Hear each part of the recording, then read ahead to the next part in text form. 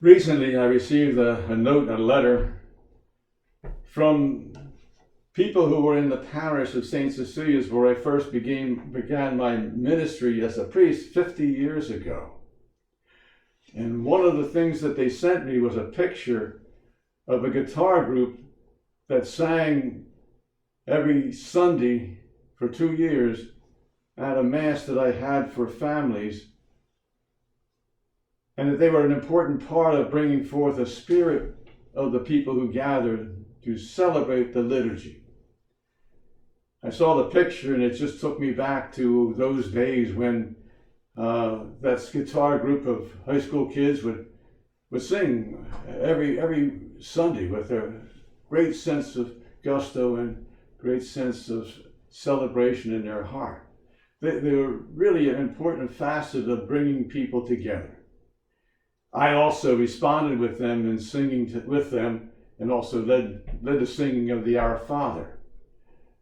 And so we had a commonness of sharing our journey of music to bring forth a holiness of spirit in that time of celebration. But that holiness of spirit that we experienced was really the Spirit of God. And so we had that sense of togetherness in that movement.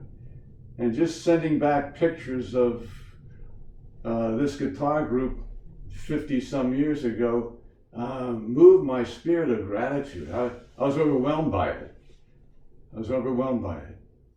Because it moved to me to say that the spirit that we had at that time and experienced is still within me. It's still there. And as I reflect back on it, it brings up this goodness of that time, of a holy time, where the Spirit, which is the Holy Spirit, kind of blessed us all.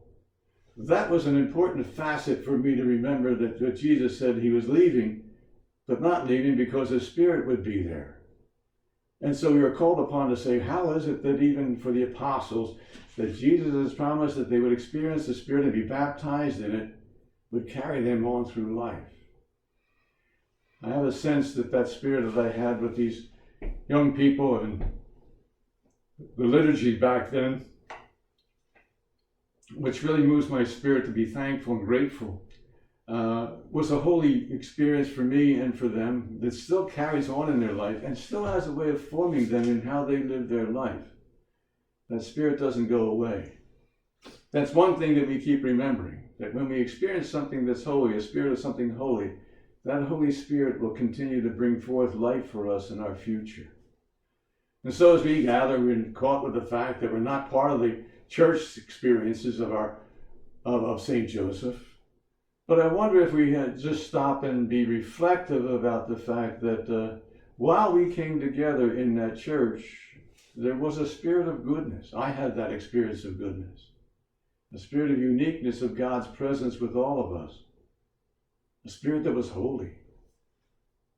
The spirit that, as I think back on it, still has a movement of my spirit to say that, even though we don't gather together in that church at this time, just like I don't gather together with that group of singers, I'm still united with them.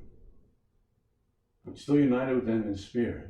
And so we have that sense of awareness, hopefully, that we are all even still united in spirit of the experiences we've had that were holy for us, and that they will continue to manifest itself in our life journey, so that as we move on, the spirit of St. Joseph's Church, the spirit of our experiencing one another, as Jesus promised for his apostles and disciples, that would carry them on, hopefully carries us on. And if we just stop and be mindful, where have we encountered a spirit of holiness? Where have we encountered a spirit that was good?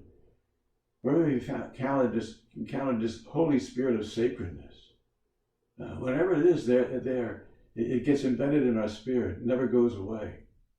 And it is there to continue to remind us that God's presence is still with us, and that spirit is still there to lead us in the ways of seeking out and searching for those experiences that bring forth a Holy Spirit among people. May we gather this day in that light of reminder that we are still people of St. Joseph, gathered by the Spirit of God, that Holy Spirit. It confirms for us that we are still together, still united with one another, and still rely on that Spirit to move with us in our own spirit to guide us into a helpfulness of living life in its goodness and fullness.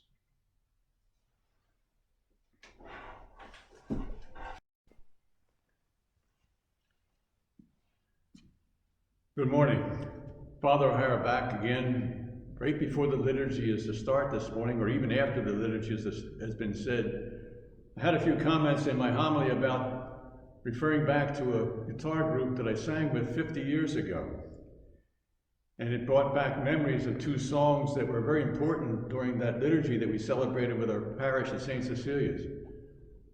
And it was done by a teenage group who sang with me for 2 years. Wonderful group. But they sent me a picture, and so the picture reminded me of these songs that I sang, and it touched my spirit again as the gospel speaks of us, as the Spirit continued to live in us, even after we've moved away from certain parts of our life that still remain in us and carry on in us by the Spirit of God, called the Holy Spirit. So I said I would sing a song this morning, so I am going to sing the Our Father. This is one of the songs that the group sang with me, and I sang with them. They also sang another song, Teach Your Children Well, by Crosby, Stills, and Nash.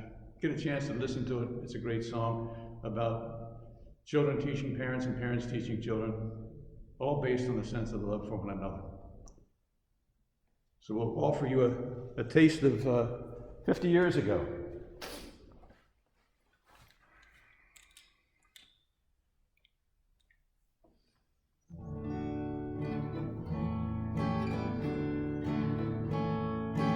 Our Father, who art in heaven, hallowed be thy name. Thy kingdom come, thy will be done. Hallowed be thy name. On earth as it is in heaven. Hallowed be thy name. Give us this day our daily bread. Hallowed be thy name. And forgive us our trespasses. Hallowed be thy name. As we forgive those who trespass against us. Hallowed be thy name. And lead us not into temptation. Hallowed be thy name.